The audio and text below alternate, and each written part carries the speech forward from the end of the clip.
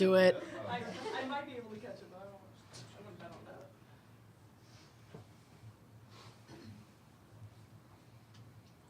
What do we got there? Vanilla latte, as always. That's the go-to, huh? It sounds like one, but it always tastes good. Fair. All right, questions for Coach Bernhardt? Back to Sunday, what just thoughts on the game and how you guys played? Sunday was a really good test for us, honestly. And I think I left the gym there pretty proud of our team. We knew we were going to get tested, and with a team that presses for 40 minutes the way they do and rev up intensity and put a lot of pressure even on the half court. We knew they were going to have some stretches where they're going to make some runs. But our team showed a lot of that, mental toughness, resiliency, and even getting down 13 early, found our way back. I think a lot of that is, trusting our game plan and, knowing that that's kind of what's going to happen, the ebbs and flows of a game like that. But really proud to see, our team go down like that, fight our way back, go into half with a lead, and again, give ourselves an opportunity to win a game. Of course, we want to get a little bit better, in those little bits and pieces throughout the course of a game so that we can change the result. But overall, more positive than anything. What do you think is like the catalyst to that mentality this year of like being able to fight back? Maybe you're not winning yet, but just to have that kind of mindset on the team. I think a lot of it stems from just the chemistry that our team has built. I think that we have a bunch of players that want to fight for each other, play with each other, and there's a standard that they want to uphold for each other, and so I think that it's something obviously we're continuing to work on, but I think that the chemistry that they've built, and you can see it when you're around our team, has a lot to do with it. What do you want to see this weekend out of your team?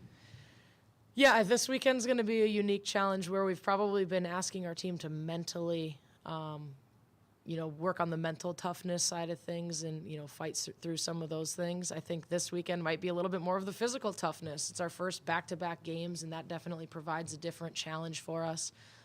Good things to get to. If you're doing it right in March, that's what you end up with sometimes.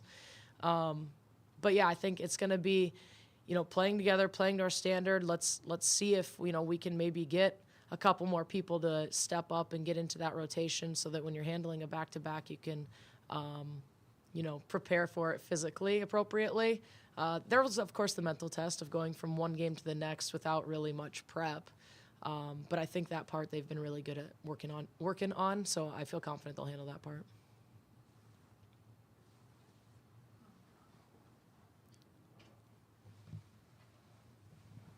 Coach, you guys are getting ready for, the Christmas City Classic. What are you wanting to see, from this team in terms of not only the back-to-back, but then also having another, event happening shortly after that? Yeah, well, right after we get back is the Big Sky Summit Challenge, and so we're going to have a stretch here of quite a few games with not a lot of prep, not a lot of rest, and so, yeah, it's one of those where we know we've probably played Jossie far too many minutes. She's not going to probably be able to handle 40 minutes for 4 games in the next 8 days. And so I think we're looking for some players to step up so that they can maybe handle some of that, primary guard role a little bit for us. But I do think it comes down to just maybe a little bit of that approach to how we handle these situations. Can we do the extra things? Can you get the extra recovery? Can you make sure you're nutritionally taking care of the things you need to take care of? All those little bits and pieces probably become way more important in a week like this. Of course, I'm looking for us to take a step forward on the floor as well, but I trust our team's going to step between the lines and play as hard as they possibly can. So we'll let that play out. In training camp, you talked about, really liking the versatility that you have on your team. What have you seen in terms of that growth from the versatility in your roster?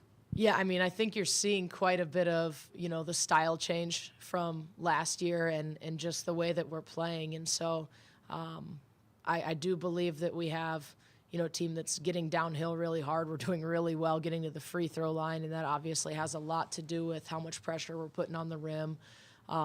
I think you've seen some players maybe step up and do some things that you hadn't in the past. You look at a Fatima, someone who's really had some great games here as of late. And, she stretches the floor a little bit because she's been shooting it real well when she faces up, but she also has a pretty quick first step. And so just that ability to play a little bit more inside out makes us a little bit more difficult to guard. And I think our shooting's coming around. It's getting there. Right, and then my final question is for the younger players that you have, how are they been responding to, maybe different roles or increased minutes and being able to hit the court for you guys? Yeah, I think that you're seeing a little bit of mix of all sorts of different things with them. Of course, there's Jossie, who's literally playing 40 minutes a game, and others that are kind of finding where their role is and maybe hoping to step into a little bit bigger one. I think they're doing a great job. Obviously, Jossie's navigated what we've asked her to do at an incredibly high level, and we've put a lot of pressure on her. Maybe not a lot of pressure. We've put a lot of responsibility is the word I'm going to use. A lot of responsibility on her early, and she's handled it incredibly well. But yeah, I definitely see some of those others able to continue to maybe expand what their role is, and just that's part of your acclimation to Division I basketball is just learning what it's about. But I'm confident they'll get there, and we definitely need to get a little bit more minutes out of our bench, and so that's something that hopefully some of those young ones can help us with. Any other questions for us? Thank you. Dom? Turn me up. Nothing? Man. Oh, God. All right, questions for Michaela Almer? Just your thoughts on Sunday's game? We knew going into Western Kentucky that this was going to be a very physical game, a very challenging game. I thought we handled it very well, not necessarily the first quarter, but how we responded, especially handling their press, their pressure, their aggressiveness on defense. That was a very good challenge for us, and I think that showed us that we're capable and we're growing as a team in handling that type of defense moving forward. Is there anything from that game that maybe you want to see you guys really work on or kind of improve on from that? I'd say obviously continuing to grow in the aspect of limiting turnovers.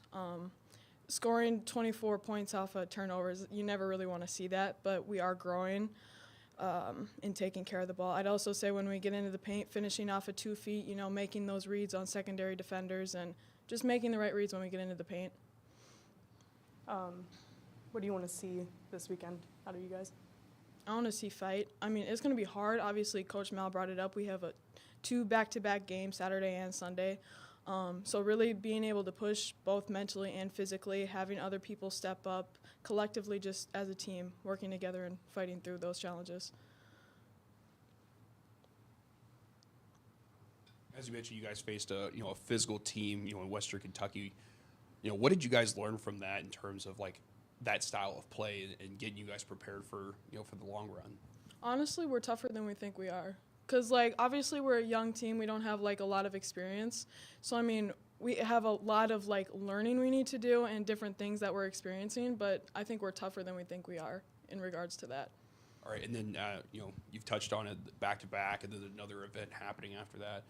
How important is it for, the younger players to see, hey, this is what we do to, keep up the rest and keep our bodies in shape for, for a push like that? Mm-hmm. We have to be able to understand how important recovery is, especially when you got people that are having higher minutes, but you also have people that need to step up. Recovery is important. That's a part of the game. Your body is your business at this point, especially at this level. So, taking that is very seriously as possible. All right, the final question I have for you is, as your coach said, hey, the shots, will start falling for you guys. How important is it to see that, come through? Even though there has been, tough times getting shots to go down, you guys have been keeping games close. Mm-hmm. That just shows you how close we are. If we get those shots to fall, the hardest thing about winning is winning. It's really getting over that hump and finishing the game. So, once we start cleaning up the things we need to clean up and win those hustle plays, those 50-50s, everything we can do to win that game, that'll push us over the top. And the thing is, with our shooting, we need the recovery, but we also need those extra reps in the gym. Even, it might not be as strenuous or as hard of a workout, but getting more reps and more volume is important as well. Thank you.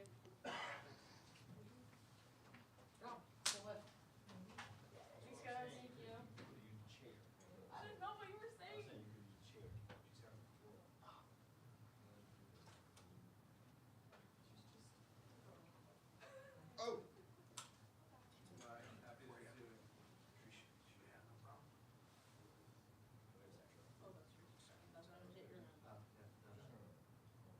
Usually I don't have the tripod on here, but this is a different tripod. So what D2 school did you go to? Lenora. North Carolina. I went to University of Alaska Fairbanks. Well, hockey's D1, but everything else is D2, except for rifle. But That makes sense for last night. oh my gosh, yeah, like winning 10 out of 11 national championships. And you're like, all right. Yeah, that'll do it.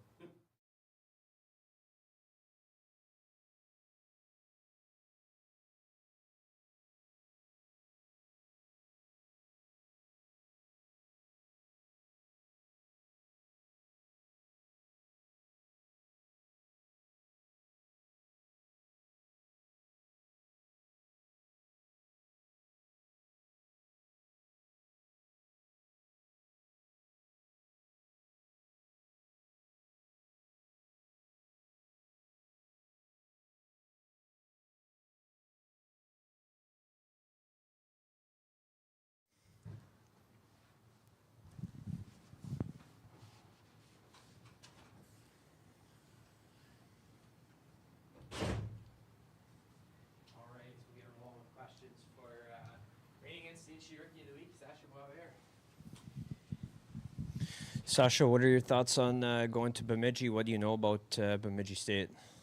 I don't know anything about them. Just going through a weekend like every weekend, just expecting a good hockey team and try to play my best hockey and hopefully come out with 2 wins. What have been some of the keys for you to produce on the power play? Just find myself in good areas to get the puck, get open, and trying to find a good lane from me to hit the net. Is that the same spot you played in Muskegon last year? Or did Yeah, I was pretty much same spot. I played bumper too a little bit last year, but I feel comfortable on my one-timer side, and it's been paying off. What are some keys to 5-on-5 on trying for the team as a whole to up their production 5-on-5? Yeah, just quick transition in neutral zone. I think going from defense to offense, put pucks in, and then just go to work down low and just go from there. I think that's when we're at the best. We put pucks down low and really work from there, trying to make quick plays to the net, and that's what happened on my goal Saturday. Just put a puck on net, and I was there, right spot, right time, so capitalized. How have you seen your game take a step up the last few games, especially with some key guys out? Yeah, no, like you said, a lot of veteran guys, big players are out, so it's time for players like me to step up if you want to get some wins and move up the rankings. So yeah, I've been taking a lot of pride in that and just really trying to play my best hockey. Feel like you're getting a little bit more confidence too Yeah, than even for a sure. month ago? Not only in games, but also in practice. Just trying to be the best player out there. Trying to be the best player out there every day, and I think I've been doing good lately. Some young guys on this team are really stepping up. What's it like to see that the young talent starting to realize their talent out there? Yeah, no, it's great. Playing against those guys last year and playing those guys in the past, I personally know what they can do, and them being able to show them out here, it's a lot of helpful for us to win hockey games.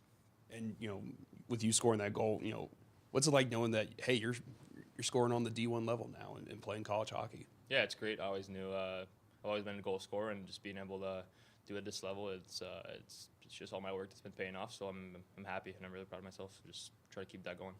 And you guys are coming off that series sweep over Robert Morris. How important was it for confidence to see you guys sweep a series instead of a one-on-1? Yeah, it brings a lot of confidence. Brings a lot of positive energy going into practice every day, and just walking in the rink in the morning. It's always better knowing that you just swept the team, and you're going with a lot of confidence going to the next weekend. Perfect. Thanks, Sasha. Thank you.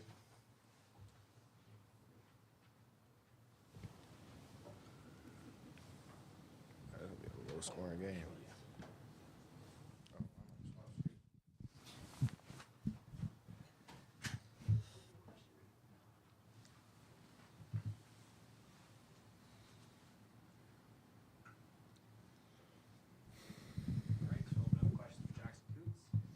Jackson, what are these games against Bemidji State usually like? How would you describe playing in them? Heavy and hard. They always kind of give us a test, and we kind of play similar games, and the fact that we're both heavy and we both play simple in North. What do you think of playing in that building in particular? Well, that's where I scored my first career goal, so hopefully we'll have that same luck this weekend. What are some things that you guys can do to up production at 5-on-5 as a team? I think just kind of working together and getting more pucks to the net and bodies to the net. That's where you score the most goals, and especially in this league and in these games. But yeah, we've been working on it in practice. We're trying to turn our forecheck into good offense. So yeah, we're just trying to get pucks and bodies to the net. For the last 7 games, you've had at least 5 guys out of your lineup, but you still have 4 wins during that stretch. What does that kind of say about your team? We have a lot of depth, I think. We got a bunch of dudes that can play. It is tough having some guys out of our lineup, especially some of our leaders. But that's the cool thing about playing here is we have guys that can step up.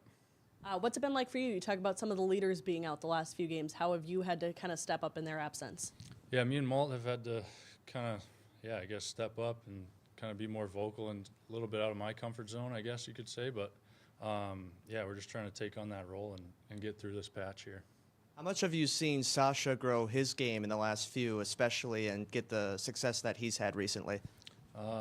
He's got a hell of a shot. Yeah, and he's starting to work harder, starting to do the right things, and putting himself in those situations where he can use his shot.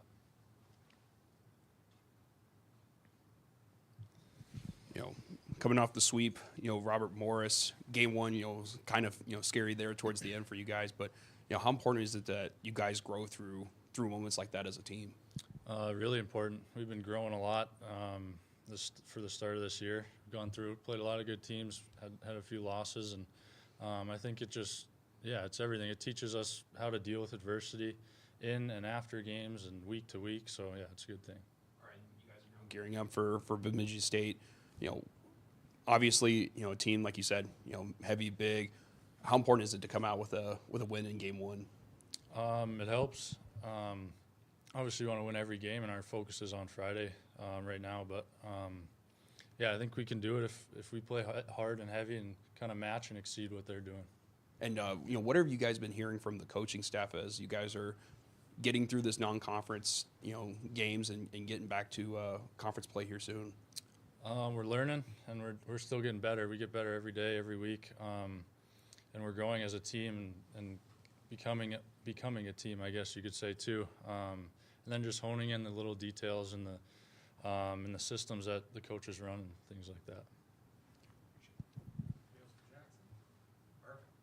Thanks.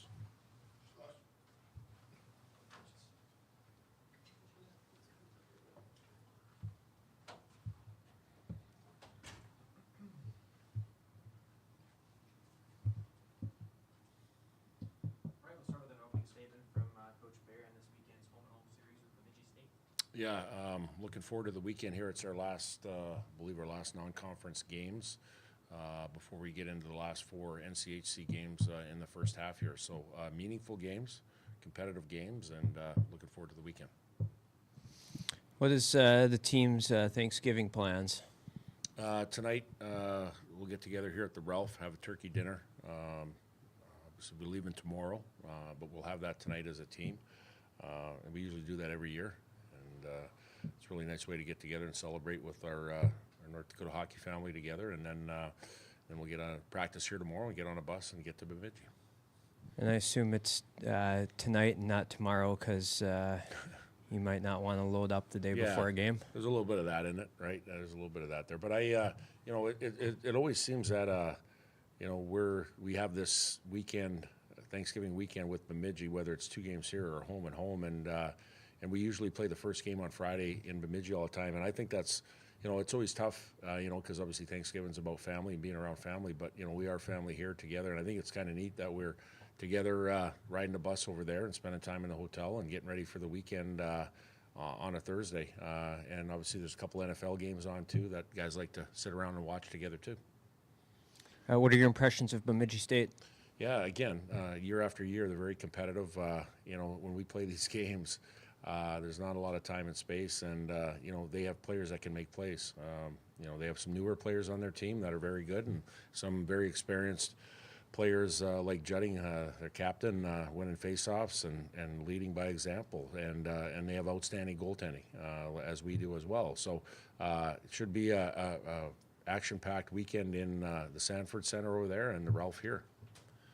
I think like 6 of the last 7 series against them, there's been at least one overtime game. You guys just had one. Without Jackson Blake and Reese Gaber, how have you guys worked on which personnel you may use in a 3-on-3 if you get into that situation? Yeah, well, we practice it too, and we have our tandems that we throw out there too, each and every practice when we do 3-on-3, 4-on-4. But yeah, starting with the puck is a big deal, trying to win the initial faceoff and gain possession. And we do have some guys that are very good at it. Dylan James is a guy that comes to mind too, that has outstanding speed. That can separate off the rush and different things. So yeah, we got some different players that bring different things to the table. But it's one of those things that we do work on it. 5-on-5, what are some things you guys want to do to up the production at 5-on-5 offensively? I think having our D jump up into play a little bit more. I think we've done some good jobs on rushes, but teams defend so hard, with their D-men holding lines and forwards tracking back, that you always have to have that next layer coming off the rush. And I think biggest thing is defending, doing a good job defending, and then when we're breaking all pucks, we're jumping as a 5-man unit and hopefully having the fourth guy, which is a D-man, up on the play to add to the offense. And once we get in the offensive zone, I think it's trying to keep plays alive a little bit more. I know we're trying to get pucks to the net, but I think it's a situation where if we can kind of protect pucks a little bit and try to penetrate the middle of the ice a little bit more, whether that's a possession play, going inside the dots, or else the low to high plays on getting guys to the net with traffic and tips. You see all the NHL highlights in the morning coming in here, and they're either a net front tip or the secondary layer tip in front of the net, and that's a big deal. How's the week going for Louis Jamernick and Andrew Strathman? So Andrew's been in all the drills that we've been doing. He's wearing a normal, either a green jersey or black jersey, and Louis skated for the first time today wearing a red jersey. So that's a positive sign, skating with our group in a non-contact jersey. So we're hoping he progresses through the week here, and hopefully he's available for the weekend. Is Kroll working his way closer too? Yeah, he is. I would say he's probably doubtful for the weekend, but I would probably say the way he's practicing here, it's not too far down the line. Hopefully before Christmas to get him back. What can you say about how the guys have been able to make work constant line changes? You mean as far as the different line combinations each and every game? There's been different line combinations. How have the guys positively responded to that? Just being open-minded about it. Like, a lot has to do with, guys leaving the lineup because of injury too, right? At the end of the day, when you lose a centerman or you lose a player that you have to put another guy back in the middle or rearrange, a lot has to do with that. But they've been pretty good about it. What we try to do is keep some of the tandems together that we think have success or a little bit of chemistry with, but they've been really open to it, and you have to be, and especially when you got guys leaving your lineup due to injury, you have to be open. How would you say that Schmaltz and Kuntz have had to just kind of vocally step up with some of the leaders out? Yeah, well, again, they've done a good job that way, and I think I think I told you guys on a post-game press conference on Saturday that we ended up bringing 4 new guys that don't wear a letter into our leadership group there, and I thought they did an outstanding job too. And it's something that I think at the end of the day, everybody has to be a driver. I had a message today on the ice that just because we have some guys letters out of the lineup, some leaders, everybody's got to drive. Whether you're wearing a letter, or whether you're recently added to the leadership group, or whether you're a first-year guy. It's a time of year where you have to internally lead individually here, so collectively we can have a focus here. So yeah, everybody got challenged a little bit on that side. How have you seen Sasha grow his game and adapt to the college level, especially recently? I believe his consistency in his game. I think being a young guy and having some success, I think the biggest thing is the challenge is trying to replicate that each and every game. And I think maybe a few games ago there were a couple games where maybe had some few holes in his game, not too many, but you know, what you want to try to do is try to eliminate that and try to have a really consistent brand of hockey you can bring every time. I thought he was really good against Robert Morris here, and you know, and obviously was Rookie of the Week again for the second time. And now for a young guy, it's trying to replicate that against playing against a hard team in Bemidji here. And you know, like I said, he's done a good job as a young guy coming in here, and whether it's 5-on-5 or power play, of adding to our group here, and that's the exciting part.